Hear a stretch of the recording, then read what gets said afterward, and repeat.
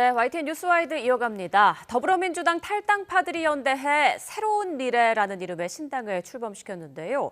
하지만 조응천, 이원욱 두 현역 의원이 이탈하며 출발부터 삐걱대는 모습입니다. 네, 국민의힘 한동훈 위원장은 본격적인 정책 행보를 시작했고 민주당 이재명 대표는 문재인 전 대통령을 만나 통합에 힘을 기울였습니다. 총선을 앞둔 정치권의 분주한 움직임 두 분과 함께 정리해보겠습니다.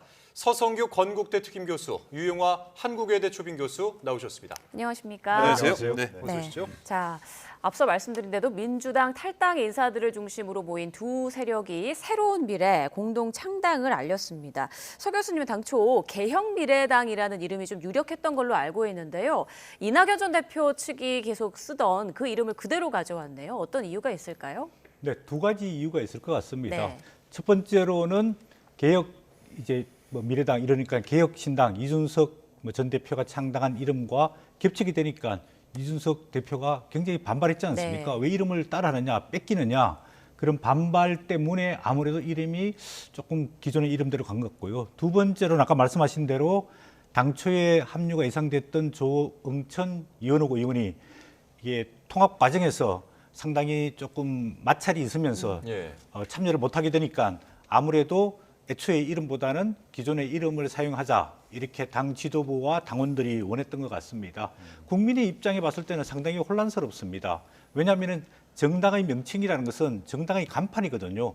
정당이 지니고 있는 가치, 비전, 노선 이런 것들을 표방하는 건데 어제까지 뭐 개혁 미래당 한다 그랬다가 오늘 갑자기 새로운 또 미래 이렇게 이야기하니까 금태섭, 류호정 의원이 추진하고 있는 새로운 선택 이게 지금 제3지대에 있는 정당들의 명칭이 국민들 하여금 상당히 혼란을 헷갈리죠. 끼치고 있거든요. 예. 그런 측면에 봤을 때 기존의 이름을 신중하게 정하고 그 당명에 그 지향하는 가치와 철학과 노선, 비전 이런 것들을 조금 담을 필요가 있고요. 이제 뭐 오늘 개혁 새로운 미래당이 미래. 저도 혼란스러운데요. 이게 이제 뭐 중앙당 창당대회하고 기존의 9개 시도당이 창당 완료했기 때문에 제3지대에서 주도권을 행사하기 위한 경쟁이 치열해질 것 같다 이렇게 예상해 볼 수 있겠습니다. 예, 그러니까 이제 막판까지 공동 창당 무산 가능성이 나오던 상황에서 뭐 어렵사리 출범은 했습니다만 결국 조응천, 이원욱 의원이 새로운 미래 불참을 한 겁니다. 그러니까 제3지대 통합 논의 과정에서 좀 이견이 분출되고 있는 모습인데 구체적으로 어떤 부분에서 이견이 나오고 있는 것으로 보이십니까? 글쎄 그 누구죠? 그 박원석 참여하신 새로운 미래당에 전날까지도 모임에 참여하는 걸로 알고 있었는데 갑자기 전격적으로 불참했다 그러지 않습니까? 참 이런 부분들은 그러면서 하는 말이 흡수통합 되기 싫다 그랬는데 무슨 이유가 있었는지 잘 모르겠습니다만은 이분들의 기존의 행태라든가 이런 걸 봤을 때 짐작해 봤을 때는 뭐 다른 쪽에서 뭐 협상이 들어오지 않았겠습니까? 저는 그런 생각이 들어요. 네.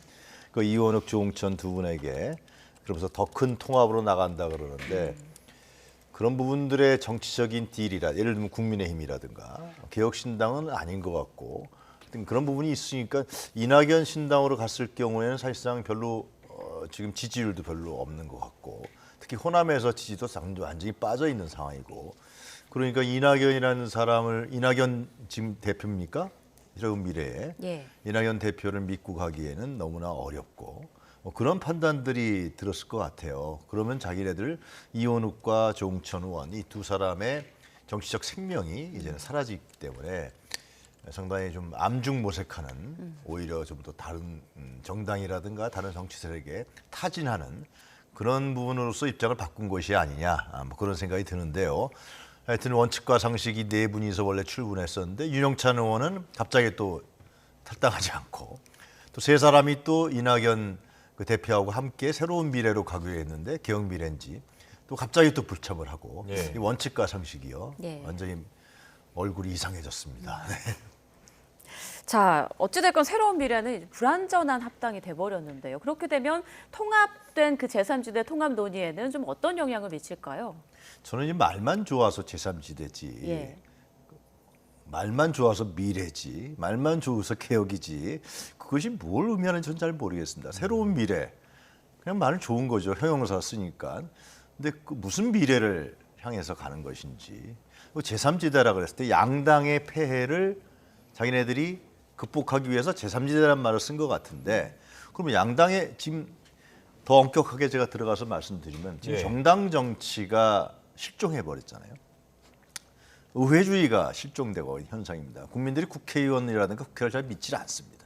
거기에는 기존의 우리나라 한국 정당이 제대로 역할을 하지 못하고 국민의 요구라든가 수용하지 못하고 이 싸우는 모습들 이런 부분들이 계속해서 언론에 비치면서 국민들이 특히 국회의원들이 선거 때는 열심히 하지만 그전에는 뭔가 좀 내놓는 것도 없고 불신과 신뢰를 받지 못하는 측면들이 강하기 때문에 그것이 바로 양당의 그대로 그 폐해로 드러나는 겁니다.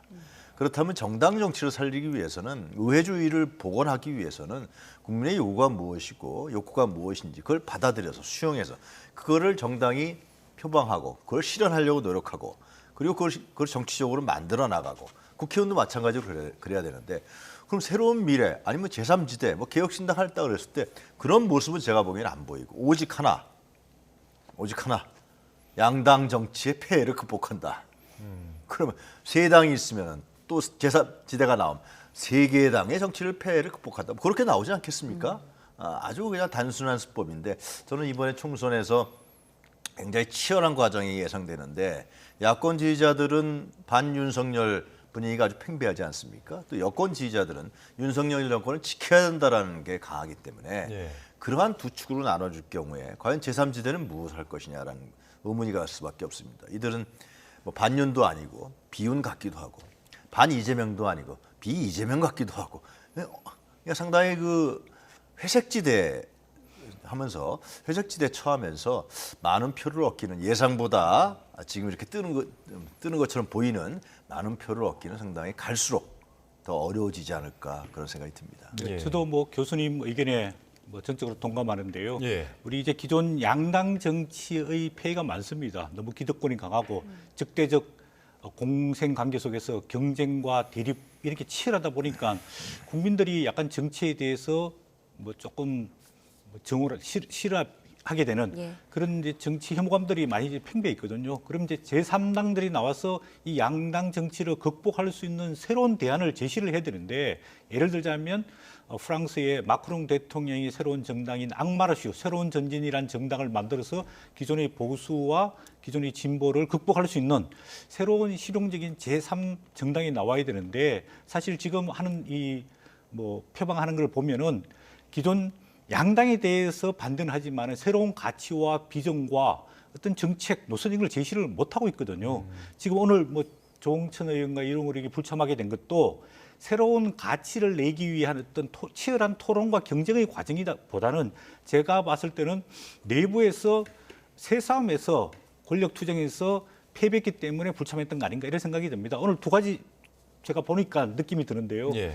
이게 원래 이제 정당 간에 1대1 통합을 해야 되는데 이게 조홍천 이원욱 의원이 당을 폐지하고 이게 그냥 흡수 통합되는 방식으로 갔단 말이에요. 그 이유는 기존에 있던 이낙연 전 대표 정당이 세력이 크고 많기 때문에 아무래도 흡수 통합되니까 본인들은 불만을 가질 수밖에 없고 네. 또 본인이 정당의 주도권 대표가 돼가지고 주도하고 싶은데 이낙연 대표가 계속해서 나서니까 본인들이 주도권을 놓치게 되는 거거든요. 그래서 저는 이런 현실적인 정치공학적 이유에서 본인들이 동참하지 않았지 새로운 가치라든지 새로운 비전이라든지 그런 경쟁 속에서 본인들이 불참하게 된 것은 아니다. 이렇게 보여주면서 아까 교수님 말씀하신 대로 제3정당들, 제3시대의 정당들의 어떤 한계 이런 것들이 벌써 노출되고 있어서 예. 조금 우려가 되고 있습니다. 네. 그러니까 뭐 거대 양당의 폐해를 좀 극복할 수 있는 제3시대 본질적인 공통분모, 이른바 뭐 가치나 정신 이런 것들을 잘 한번 구상을 해봐야 될 것이다 이렇게 말씀해 주셨는데 이준석 대표가 또 최근에 그 정책 행보를 많이 이어가고 있습니다. 오늘은 그 LCC형 고속철 도입. 뭐 뿐만 아니라 이렇게 이준석 대표가 공약을 할 때마다 논란도 참 있는 상황이죠. 이준석 대표의 이 정책들 어떻게 평가를 하고 계십니까? 저는 이제 이준석 대표가 기존의 정당과 차별하기 위해 가지고 논란이 생길 수 있는 정책들을 계속해서 끄집어내면서 조금 뭐 마케팅을 하고 있다 이런 생각이 듭니다. 아까 말씀하신 대로 적과 고속철도 이거는 제가 봤을 때 현실화되기가 굉장히 어렵습니다. 지금도 KTX나 SRT가 굉장히 3, 4분 간격으로 다니기 때문에 네. 그래도 다 운송량을 이게 분담을 못 하고 있거든요. 그런 측면을 봤을 때 이런 저가 고속도로 지금 서울에서 부산까지 가면은 약 한 6만 원 정도, 정확하게는 5만 9,800원 정도쯤 요금을 내는데 예. 그거를 뭐 3만 원대 한 40에서 50% 저렴하게끔 하겠다. 이 공약은 결국은 지역에 있는 조금 2030 젊은 세대들을 위한 이런 뭐 좋은 말로 하면은 타겟팅, 또 마이크로 타겟팅 공약이라고 볼 수 있는데 이게 현실 가능성이 조금 희박하고요. 과거에 나왔던 지하철 노인들 무임승차를 폐지하겠다. 네. 이것도 전형적으로 노인들을 공격하면서 청년들의 표를 득표하기 위한 거고요. 또 여성 군 복무를 해야지 소방이나 경찰 공무원을 할 수 있도록 하겠다. 이것도 전형적인 2030 남성들을 타겟팅하는 거거든요. 이런 것들은 그 조그만한 표는 얻을 수 있지만은 국민적 공감, 또 명분, 대의를 얻기는 상당히 어렵다 이런 생각이 들고 앞으로 하려 그러면 정책 공약을 국가 전체적 차원에서 예를 들어서 교통망을 어떻게 확장하고 확보해가지고 지역에 있는 청년들이 수도권과 활발하게 왔다 갔다 하는데 비용을 적게 하겠다. 또 병역 의무도 예를 들자면 뭐 외국에서 시행하고 있는 대로 여성이든 남성이든 원하면은 병역 의무를 하도록 하고 네. 거기서 특혜를 주도록 해가지고 우리 국가의 안보, 국방을 강화하겠다 이런 큰 명분이 있어야 되는데 그런 명분이 없고 조그만한 이런 마이크로 타겟팅을 통해서 갈라치기 하는 것은 오히려 국민 분열과 갈등만 조장하는 것 아니냐 그런 아쉬움이 듭니다. 현실화 가능성도 좀 낮게 보시는 거죠? 네, 그렇습니다. 예. 이 교수님 생각도 궁금한데요. 이준석 대표의 이런 정책 행보들에 대해서 어떻게 보세요? 깜짝, 뭐 장밋빛, 꿈 같은 뭐 그런 공약 아니겠습니까? 국가 기관망인 철도 사업인데요.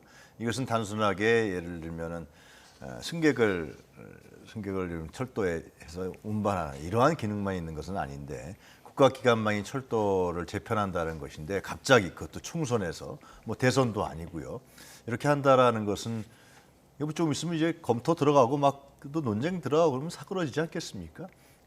지난번에 그 65세 이상 노인들의 무임승차 문제도 쏙 들어가 버렸어요. 노인 회장하고 토론한 것도 제가 봤는데 그런 식으로 자꾸만 이준석 신당이 개혁 신당이 자기 지지 기반들을 만들어 나가지 못하니까 그러니까 이러한 깜짝 공약 같은 걸 통해 갖고 일부라도 좀 흡수하려고 하는 이제 뭐 비례제에서 좀 표라도 얻으려고 하는 뭐 그러한 꼼수가 아니냐 저는 분명히 말씀드릴 수 있을 것 같고요. 아까도 말씀드렸지만 우리나라의 양당 정치 위기다 그랬을 때 그 정당 정치 위기인데 정당 정치 위기의 가장 본질은 뭐냐면은 기존의 우리 정당이 민주당의 이번에 이재명 대표를 통해서 어떻게 바뀔지 두고 봐야겠습니다만은 기존의 정당에서 이 주도권을 갖고 있었던 지배 카르텔들이 그 지배 카르텔들의 이권과 정당의 권력을 놓지 않는 데 있는 것입니다. 그렇기 때문에 정당 정치가 위험해지는 것이고 의회 민주주의가 그런 기득권을 그대로 받아서 의회주의를 자기네들의 편의적 수단으로 만들었기 때문에 문제가 있는 거거든요. 그럼 이준석 대표를 한번 보자 이거죠. 이준석 대표도 마찬가지입니다. 예. 전혀 그런 인물이 아닙니다.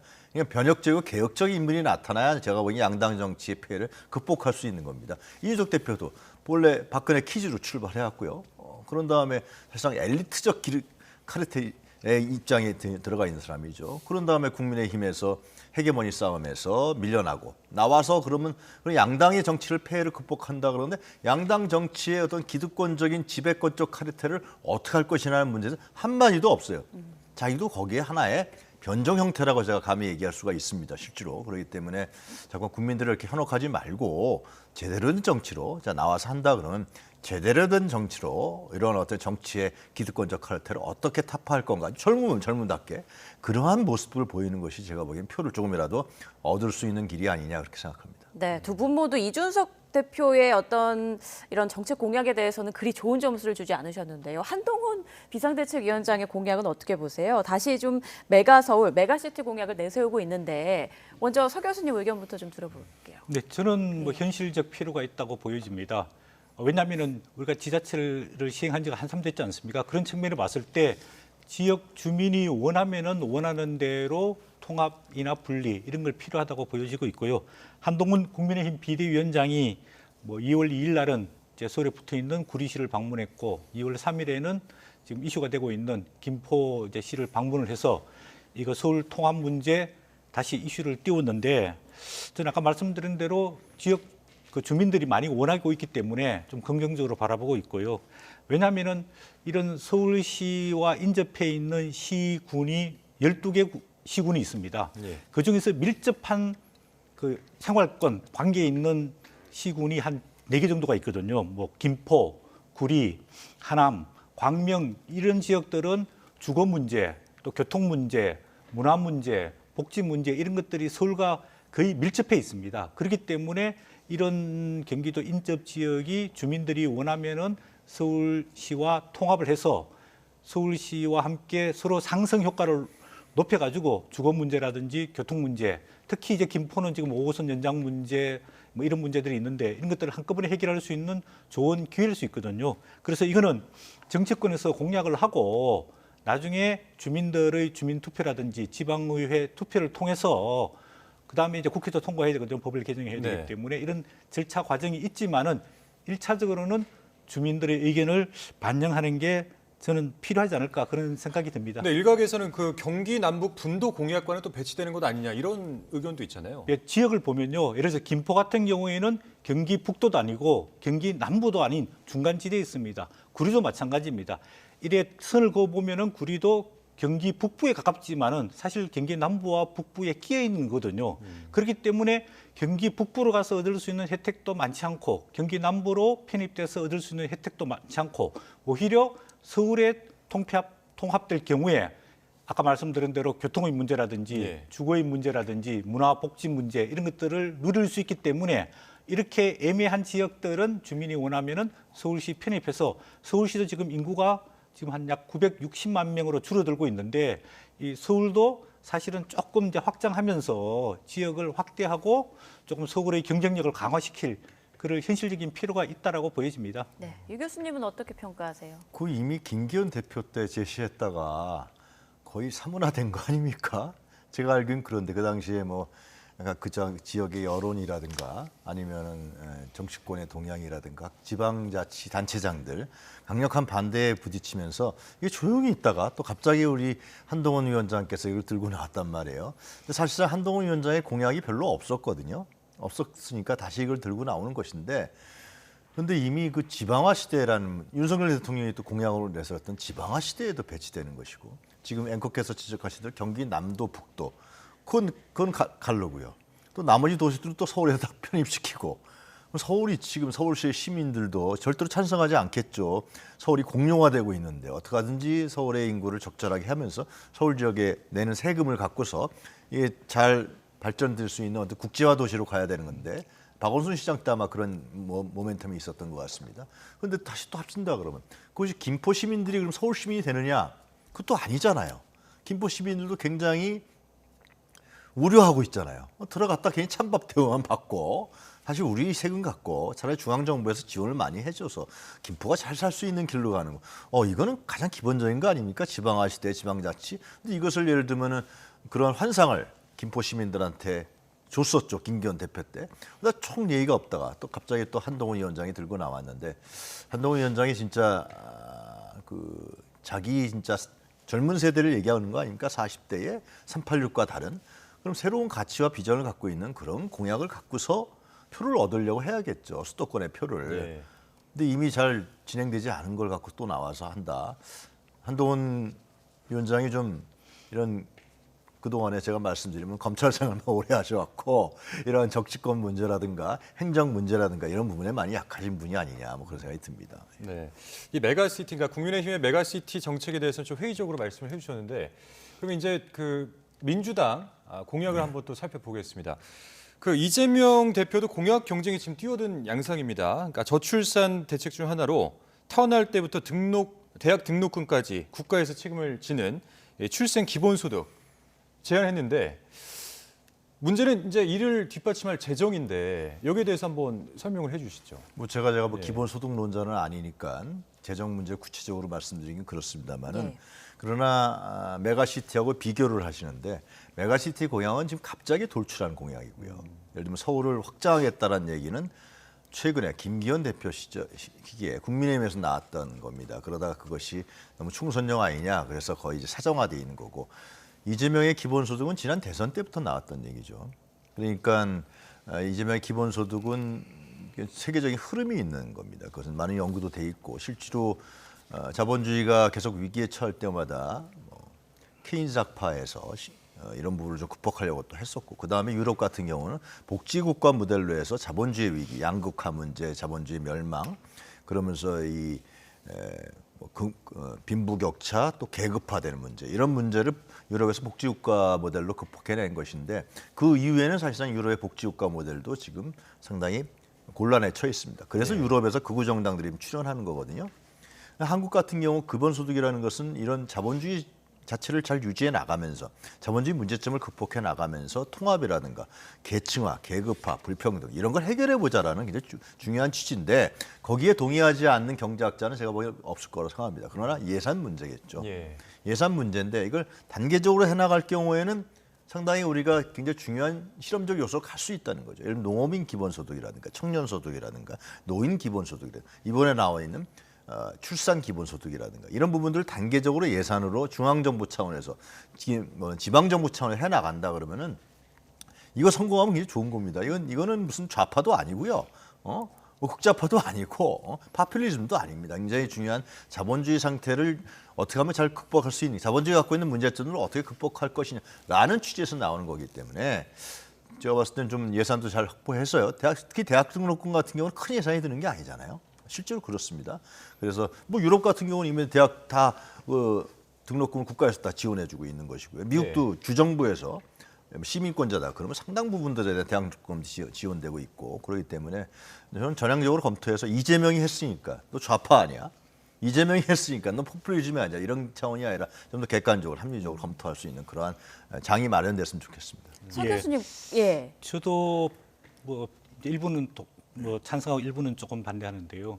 이제 기본소득, 뭐 예를 들어 기본주택, 뭐 기본금융, 기본일자리 이런 것들이 이제 공공성이 있기 때문에 일정 부분 시장이 실패하는 것에 대해서는 이제 국가가 보전 내지는 지원해줘야 된다. 그런데 이제 우리 국가의 발전 단계, 아까 뭐 교수님 말씀하신 대로 우리 재정 상태가 그 정도 뒷받침이 아직은 안 되고 있기 때문에 조금 나중에 단계적으로 검토해 볼 필요가 있다. 뭐 그리고 우리가 이제 경제 성장률이 지금 많이 떨어지고 있는데 경제가 성장을 많이 해야지 기업도 세금을 많이 내고 일자리가 창출돼서 근로자들도 세금을 많이 내 가지고 세수가 확보가 돼야 되지, 이런 뭐 기본 관련된 시리즈를 일부 할 수 있다고 생각되고요. 두 번째로는 이게 저출생 문제, 지금 굉장히 우리 국가적 문제인데 이 문제를 부모의 관점이 아니라 출생아 관점에서 이거를 뭐 목돈을 지원해주고 대학 등록금까지 지원해주겠다 이런 건데, 근데 저출생의 근본적인 원인이 뭐냐 하면은 제가 이제 청년들하고 대화를 많이 해보면 두 가지입니다.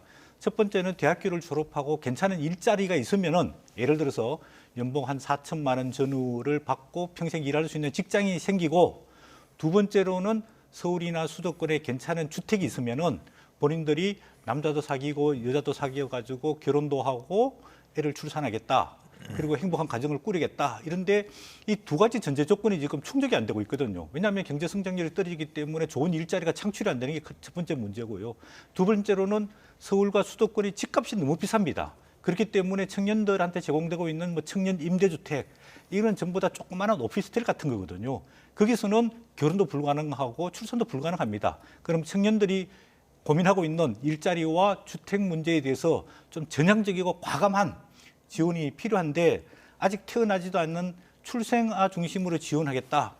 이런 거는 근본적인 원인에 대한 대책으로서는 조금 미흡하지 않느냐, 그런 생각이 듭니다. 네. 앞으로도 뭐 이런 정책 공약들 제가 생각하기에 말씀하시죠. 일자리 문제는 그래서 청년 기본소득이 좀 필요하다고 봅니다. 과연 일자리 문제가 지금 우리 청년들이 원하는 것 같은 그런 좋은 일자리, 좋은 양질의 일자리가 현재 우리 한국 경제의 속도라든가 성장률이라는 거 봤을 때 만들어질 수 있느냐, 상당히 회의적인 것이죠. 그러니까 청년 기본소득이 필요하다고 저는 생각이 들고, 주택 문제는 저 동의합니다만은 주택에 대한 기본소득, 누구든지 주택을 가질 수 있는 기본주택 문제, 이런 것도 제가 보기엔 공약으로 나왔던 걸로 알고 있는데, 그렇게 하나하나 해결해 나가려고 하는 노력들이 필요하냐 아니냐. 그럼 일자리 기본소득은 있을 수가 없는 거죠. 그거는 경제적인 문제가 있으니까요. 그래서 제가 뭐 기본소득론자는 아닙니다만은 이런 중요한 계층별 아니면 집단별에 대한 국가가 이런 부분들을 책임져 주면서 사회에서 편안하고 행복하게 살 수 있는 그런 부분들은 여야가 합의해서 저는 조금씩 해나갈 수 있다고 봅니다. 네, 민심을 좀 확 사로잡을 현실성 있는 정책을 누가 내놓을지 앞으로도 좀 지켜봐야 될 것 같고요. 자, 이번에는 여야 공천 문제 좀 짚어보겠습니다. 국민의힘은 이제 어제부로 공천 접수 마감됐고 이제 본격적인 공천 작업이 시작될 텐데 대통령실 인사만 20여 명 정도 된다고 하더라고요. 자, 이런 내각과 대통령실 인사들의 공천 성적표는 좀 어떻게 예상하세요? 이전 정부에 비해 가지고 아까 말씀하신 대로 대통령 출신이 한 20명, 그다음에 장차관 출신이 한 14명에서 한 34명 정도가 지금 공천을 신청한 것으로 알려지고 있습니다. 21대 문재인 정부 때 대통령실 출신이 약 50명이 공천을 신청했어요. 39명이 공천을 받았고 그중에서 29명이 당선된 거에 비하면은 뭐 신청자 숫자도 그렇게 많지 않고 또 제가 이게 면면을 쭉 보니까 나름대로는 윤석열 정부에서 열심히 일을 했고 또 자격을 갖춘 분들이 많기 때문에 뭐 공천은 조금 많이 받지 않을까 그런 생각이 듭니다. 지금 이제 예를 들어서 대통령실의 시민사회 수석대 강성규 전 수석 같은 경우에는 충남의 예산 홍성에 출마하는데 현역 의원 홍문표 의원이 있거든요. 그래서 경쟁을 해야 되기 때문에 조금 뭐 만만치 않아 보이고요. 그다음에 대통령실 인사비서관을 했던 이원모 전 비서관은 강남을에 공천을 신청했는데 박진 의원 얼마 전까지 외교부 장관을 했죠. 거기랑 공천 경합을 해야 되기 때문에 둘 다 친윤 인사들끼리 경쟁을 하게 돼 있고요. 또 흥미있는 지역 하나가 부산 중구 영도입니다. 여기는 해양수산부 장관을 지냈던 조성환 씨, 그다음에 총리 비서실장을 지냈던 박성근 씨가 출마를 하는데 이 지역에 김무성 전 대표가 공천을 신청했기 때문에 이 세 사람 간의 공천 경쟁 조금 뭐 관심을 끌 것 같습니다. 그다음에 이제 험지 출마한 사람들도 좀 있습니다. 예를 들면 원희룡 전 국토교통부 장관이 이재명 민주당 대표의 지역구인 인천 계양을에 공천을 신청했고요. 국가보훈처 장관을 지낸 박민식 전 장관은 영등포을 김민석 의원 지역에 신청을 했고 뭐 일부 보도가 됐지만 윤희숙 전 의원은 중구 성동갑에 임종석 전 대통령 비서실장이 출마할 경우에 경쟁을 하겠다 이렇게 이야기를 했습니다. 대통령실에서는 여러 번 공정 경쟁을 해서 공천하도록 하겠다. 특혜는 없다. 이렇게 이야기를 했기 때문에 지금 국민의힘에서 시스템 공천을 할 것이라고 보여지고 있습니다. 현역의 의원에 대한 평가는 지금 거의 다 이제 이루어져 있고요. 한 70%.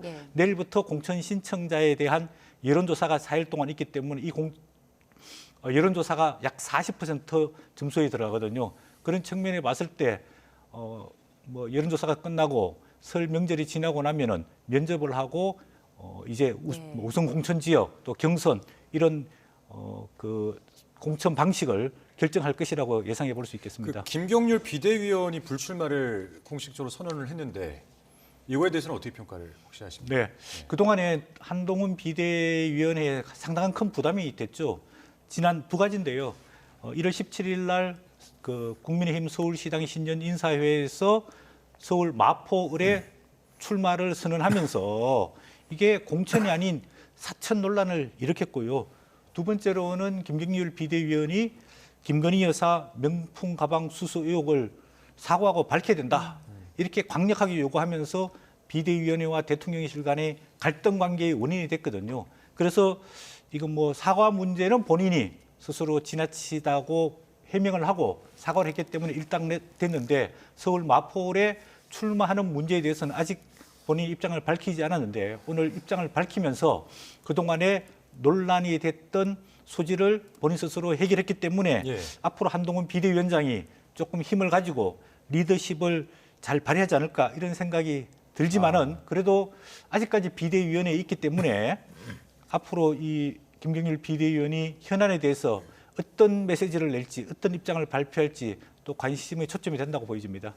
유 교수님께도 좀 여쭤보고 싶네요. 김경률 비대위원회 불출마 선언 어떻게 보십니까? 용산과 누굽니까 한동훈 비대위원장하고 뭐 협상 끝에 나온 결론이 아니겠습니까? 그러니까 김경률 비대위원은 그 김건희 여사를 마리 앙뚜아네트로 비교하지 않았습니까? 그 부분에 대해서 용산과 대통령실이 아주 격분했다. 이런 얘기가 있었던 걸로 알고 있습니다. 그렇기 때문에 한동훈 위원장한테 많은 압력이 저해졌겠죠. 그리고 이제 자기가 가서 직접 뭐 공관위도 무시하고 손들어 버렸잖아요. 우리 한동훈 위원장께서. 그래서 그런 점들이 아마 권력 내부 간에, 권력 간에, 권력 투쟁 간에 상당히 여러 가지가 있었을 것이고요. 일단은 한동훈 위원장이 김경률 비대위원의 손을 잠깐 저으면서 공천은 안 해주고 공천을 안 하는 거로 스스로 발표하게 만들고 그 대신에 가장 중요한 거는 이제 향후 공천 과정에 있어서 그럼 윤석열 대통령의 지분과 한동훈 위원장의 지분이 충돌하게 될 것입니다. 그 이제 다시 또 이제 대결이 나타나겠죠. 그 점에서 그럼 한동훈 위원장이 어떻게 사수할 것이냐. 권력이라는 것은 둘로 나눠줄 수가 없는데요. 이런 점들은 향후의 공천 과정에서 국민의힘의 내부를 들여다볼 수 있는 포인트가 될 거라고 여겨집니다. 네, 민주당 이재명 대표는 신년 인사 겸해서 오늘 문재인 전 대통령을 찾았더라고요. 이 두 사람의 회동에 대해서는 좀 어떤 의미를 부여할 수 있을까요? 저는 뭐 우려 반 또 기대 반 감정을 개인적으로 가졌습니다. 그러니까 이것은 이재명 당대표가 이번에 총선에 있어서 이재명 지지자와 문재인 대통령의 지지자가 같이 결합을 해야 이번 총선에서 승리할 수 있다는 판단을 가졌을 것이고요. 그런 점들은 민주당 입장에서 봤을 때는 기대할 만한 것이죠. 그러나 혹여 예를 든다면은 지금 우리 서 교수님께서 뭐 용산에 대통령실에 있던 사람들이 나가서 공천을 받니 안 받니 그런 말씀을 해주셨는데 마찬가지로 문재인 정부 시절에 요직에 있던 사람들이라든가 아니, 당에서 주류였던 사람들이라든가 그거